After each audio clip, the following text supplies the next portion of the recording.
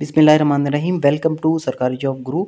दोस्तों, town officer municipal officer में difference क्या है, और इससे पहले मैंने उसकी रिस्पॉन्सिबिलिटीज़, ड्यूटीज़ और सैलरी स्केल वगैरह के बारे में बात की थी। तो अभी बात करेंगे टाउन ऑफिसर और म्यूनसिपल ऑफिसर में दोनों में डिफरेंस क्या होता है, और ये लोकल जो मेंबर्स होते हैं, चेयरमैन होते हैं, या जो लोकल जनरल मेंबर्स होते हैं, काउंसलर होते हैं, नाजिम वगैरह, उनसे ये अलग कैसे होते हैं और उनका क्या काम होता है और इनका क्या काम होता है, ये हम इस वीडियो में बात करेंगे। तो टाउन ऑफिसर का मतलब है कि ऐसा ऑफिसर जो कि इंचार्ज होता है एक टाउन कमेटी का, ठीक है, उसकी एडमिनिस्ट्रेशन इसके हाथ में होती है, उसको टाउन ऑफिसर कहते हैं। इसी तरह म्यूनसिपल ऑफिसर ऐसे ऑफिसर को कहते हैं जो कि इंचार्ज होता है म्यूनसिपल कमेटी का। अब म्यूनसिपल कमेटी क्या होती है, टाउन कमेटी क्या होती है, उसके बारे में देखते हैं। म्यूनसिपल कमेटी का मतलब है कि ऐसी कमेटी, ऐसा रीजन जहां जिसकी पॉपुलेशन 30,000 से 3 लाख तक हो, उसको क्या कहते हैं, म्यूनसिपल कमेटी। यानी जिसमें एक शहर आ जाता है, या उसके जो अर्बन सेंटर्स हैं उसको, जिसमें 30,000 से 3 लाख तक आबादी होती है, उसको म्यूनसिपल कमेटी कही जाती है। लेकिन अगर वो कोई छोटा सा कस्बा है 5,000 से 30,000 पॉपुलेशन यानी अफराद वाले इलाके को टाउन कमेटी कहा जाएगा। और इसी तरह म्यूनसिपल कमेटी का मतलब है कि ऐसी जगह जहां की आबादी, जिस इलाके की आबादी 30,000 से 3 लाख तक हो, उसको म्यूनसिपल कमेटी कहा जाएगा। ये बेसिक डिफरेंस है। अब जो ऑफिसर म्यूनसिपल कमेटी की एडमिनिस्ट्रेशन करेगा उसको म्यूनसिपल ऑफिसर कहा जाएगा, और जो टाउन कमेटी का इंचार्ज होगा उसको क्या कहा जाएगा, उसको टाउन ऑफिसर कहा जाएगा। डिफरेंस मैंने आपको बता दिया। म्यूनसिपल कमेटी बड़ी होती है, अर्बन सेंटर को कहा जाता है, शहर को कहा जाता है, और टाउन कमेटी ऐसी जगह पे बनेगी जहां पर आबादी कम होगी, 5,000 से 30,000 तक। टाउन ऑफिसर चीफ एग्जीक्यूटिव किसी भी काउंसिल का भी होता है, कि अगर वहां पर जो वहां का चीफ एग्जीक्यूटिव ना हो, या ठीक है ना, तो उसको भी क्या कहा जाएगा, उसको टाउन ऑफिसर की ये भी रिस्पॉन्सिबिलिटी है कि वो चीफ एग्जीक्यूटिव होता है उस इलाके का। अब टाउन कमेटी और जो म्यूनसिपल कमेटीज़ के फंक्शंस हैं उनको एडमिनिस्टर करना, उनकी एडमिनिस्ट्रेशन करना, वो टाउन ऑफिसर और म्यूनसिपल ऑफिसर की जिम्मेदारियां हैं। इससे पहले मैंने टाउन ऑफिसर की और म्यूनसिपल ऑफिसर की डिफरेंस बता दिया है, और जो है ना, इस टाउन कमेटी और म्यूनसिपल कमेटी का डिफरेंस जो बता दिया है वो क्या क्या है।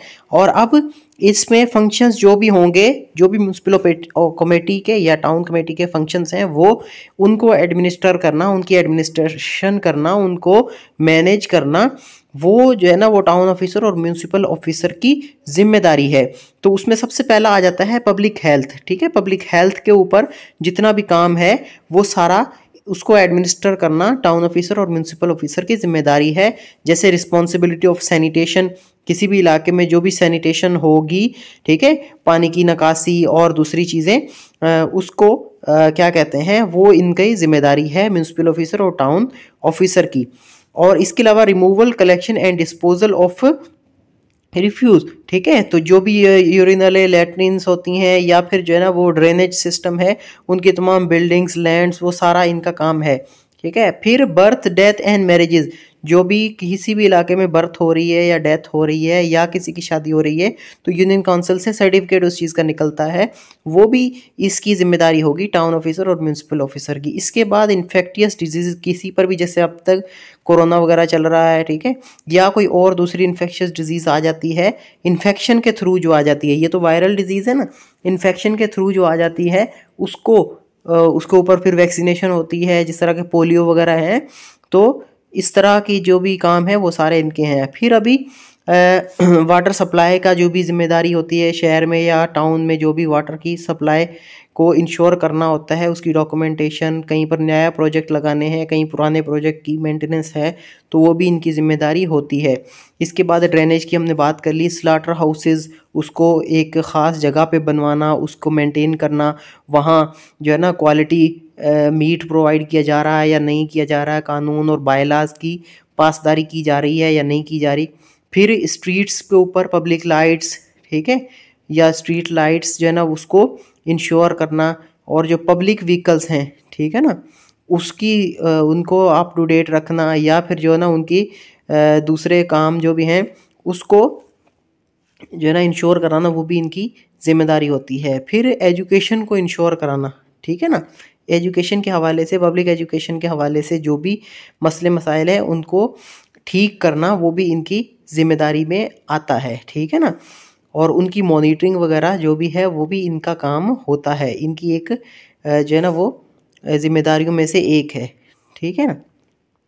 फिर पब्लिक टॉयलेट्स वगैरह इंश्योर कराना, और उसके अलावा जो है ना पब्लिक हेल्थ हॉस्पिटल या डिस्पेंसरीज बनवाना, वो भी इनकी जिम्मेदारी होती है। जैसे लोकल गवर्नमेंट के अंडर में फिर प्रोजेक्ट्स दिए जाते हैं डिस्पेंसरीज वगैरह के, या जो दूसरी छोटी मोटी नालियाँ और सड़कें बनाई जाती हैं, तो ये सारा काम टाउन ऑफिसर और म्यूनसिपल ऑफिसर एडमिनिस्ट्रेशन इनकी वो करते हैं, ठीक है।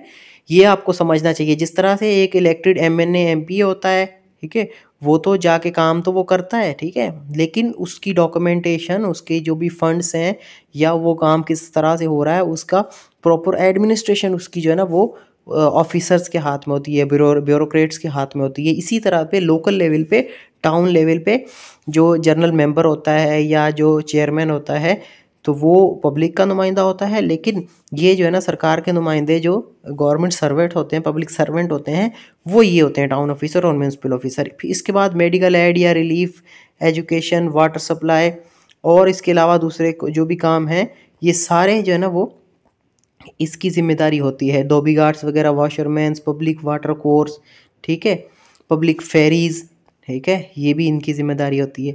फिर फूड और ड्रिंक्स वगैरह या मिल्क की सप्लाई, ये एज़ पर एसओपीज हो रही है या नहीं हो रही, उसका लाइसेंस जो बनाए जा रहे हैं, लाइसेंस जो दिए जाते हैं, इशू किए जाते हैं, वो फिर उनसे जो टैक्स वसूल करना है वो भी इनकी जिम्मेदारी है। समझ में आ गई बात की।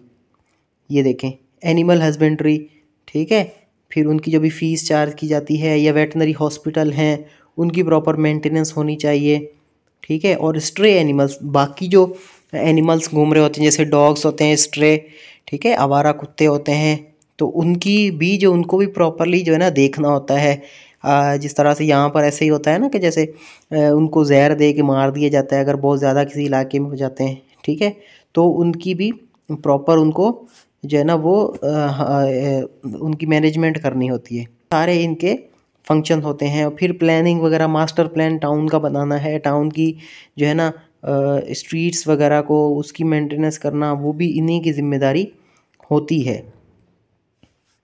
फिर बिल्डिंग कंट्रोल का एक फंक्शन है इनका, जैसे कहीं पर भी जो है ना वो गैर कानूनी तजावज़ात बना दी जाती हैं, उनको गिराना, ठीक है ना, या फिर जो गलत बिल्डिंग बन गई हैं उनको ख़त्म करना, हटाना, ये भी इनकी एक ज़िम्मेदारी में आता है। और फिर उनको रेगुलेट करना। तो ये सारे जिस तरह से पहली वीडियो में बात की थी, इसमें मज़ीद डिटेल में डिफरेंस बताया गया है, और फिर ताकि पता चल सके कि टाउन ऑफिसर, म्यूनसिपल ऑफिसर क्या होते हैं, और इनका फंक्शन लोकल जो जनरल मेंबर होते हैं या जो एमपी एमएनए होते हैं उनसे डिफरेंस क्या है, ये इनका क्या फंक्शन है टाउन ऑफिसर का, और टाउन कमेटी क्या होती है वो भी मैंने बता दिया इसमें। इसके अलावा जो भी इनकी प्रिपरेशन के लिए मटेरियल आपको चाहिए वो गैस पेपर की सूरत में एक बुक फॉर्म में कंपाइल हो चुका है। आप इसमें मेरा व्हाट्सएप नंबर आपको नज़र आ रहा होगा नीचे, इस पर कांटेक्ट कर सकते हैं। Thank you.